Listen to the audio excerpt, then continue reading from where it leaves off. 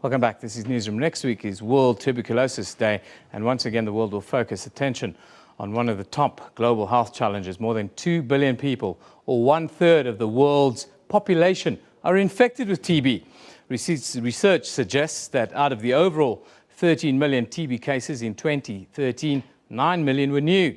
Out of these cases, 3 million people were either not diagnosed, not treated, or not officially registered by the national TB programs. This results in many of those people following unknown treatments, infect others, or ending up losing their lives. Now, joining us in Cape Town today is Doctors Without Borders, Dr. Jennifer Hughes, who is quickly becoming one of the world's foremost experts on drug-resistant TB as a result of her work on the disease in Khayelitsha over the past few months. Very good morning to you, Dr. Hughes. Thank you for joining us. Good morning. Thank you. TB was once thought to have almost been eradicated in the world, but we see these massive increases, it seems. What do you think are the main reasons behind this? So TB never really went away. It's a disease which can lie latent in people and can reactivate at any time during a person's lifetime, particularly if they have a dysfunctional immune system, such as when they get diabetes or HIV. And in a place like South Africa, where we have a high incidence of both of those diseases, tuberculosis is becoming more and more of a problem.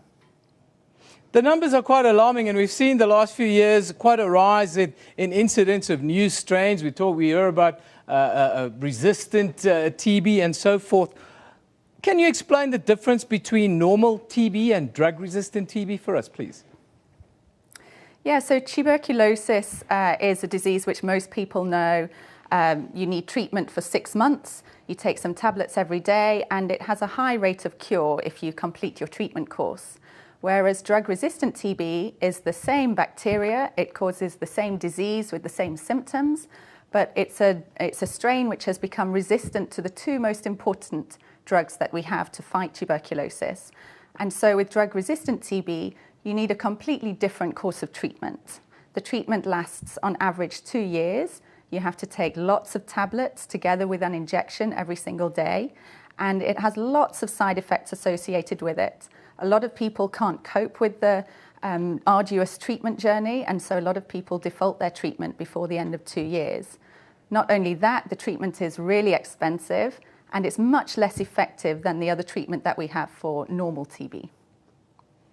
Are drug companies, governments, doing enough to deal with drug-resistant TB? Are we spending enough money?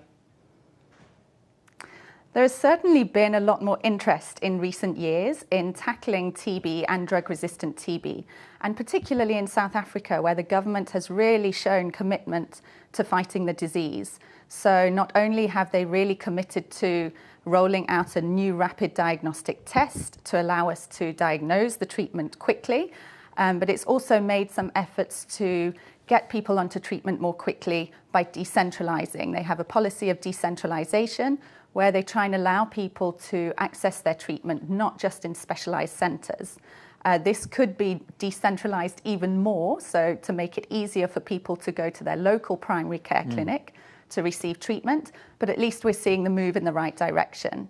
In addition to this, the government here in South Africa has also committed to trying to access better drugs for drug-resistant TB. Now, in a week's time, it will be World Tuberculosis Day. Doctors Without Borders, we're expecting you to release a comprehensive report on the project that you're working on in Khayelitsha. Without going into too much detail, can you just give us an idea what the report would sort of be looking at and what you'll be hoping to achieve with it? Yes, so there are 3 main messages coming out of our report.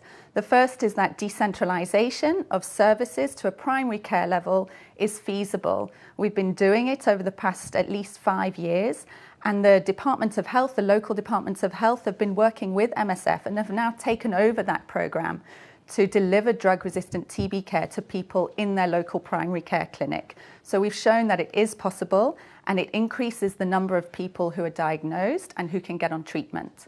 Not only that, but we've also shown that the cost of decentralization, or the cost of treating somebody in a primary care clinic, is nearly half that of sending people to hospital, to specialized hospitals for treatment. In addition, we've shown that it's really, really critical to support our patients through treatment. I've already said how long it is and how difficult it is to complete treatment. And so a lot of patient support is required, psychosocial, financial support, to enable patients to complete their drug-resistant TB treatment and reduce transmission in the community. Well, I thank you for joining us today. That's Dr. Jennifer Hughes from Doctors Without Borders. She joined us live in Cape Town. We talk about tuberculosis. Next week is World Tuberculosis Day. South Africa is at the forefront of the fight again.